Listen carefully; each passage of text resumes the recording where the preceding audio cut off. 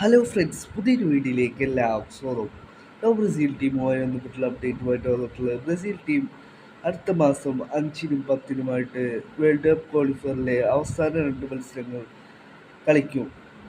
ഇതിനുള്ള സ്ക്വാഡ് പ്രഖ്യാപിക്കുക ഈ മാസം 26-നാണ്.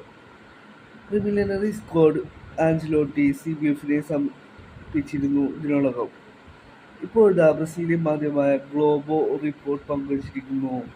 ഈ സ്ക്വാഡിൽ റയൽ മാഡ്രിഡിന്റെ സൂപ്പർ താരമായ വിനീഷ്യസിന് ഇടമില്ല എന്നാണ് ഇപ്പോൾ ബ്രസീലിയൻ മാധ്യമമായ ഗ്ലോബോ റിപ്പോർട്ട് ചെയ്യുന്നത്.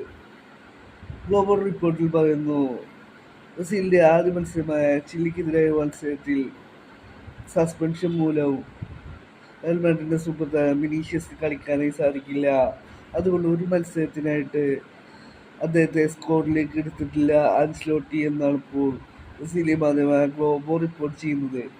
ബ്രസീലിയൻ സൂപ്പർ താരമായ നെയ്മർ ജൂനിയർ സ്ക്വാഡിൽ ഉണ്ട് എന്നുള്ള കാര്യവും ബ്രസീലിയൻ മാധ്യമം ഗ്ലോബോ റിപ്പോർട്ട് ചെയ്യുന്നു. പിന്നീട് എദ്രി മിലിറ്റാവോ ഈ സ്ക്വാഡിൽ ഇടം പിടിച്ചിട്ടുണ്ട്. റയൽ മാഡ്രിഡിന്റെ മറ്റൊരു സൂപ്പർ താരമായ റോഡ്രിഗോ ഈ സ്ക്വാഡിൽ ഇടം പിടിച്ചുള്ള കാര്യവും ബ്രസീലിയൻ മാധ്യമം ഗ്ലോബോ റിപ്പോർട്ട് ചെയ്യുന്നു. ഈ മാസം 26-നാണ് സ്ക്വാഡ് ഒഫീഷ്യലായി അനൗൺസ് ചെയ്യുക.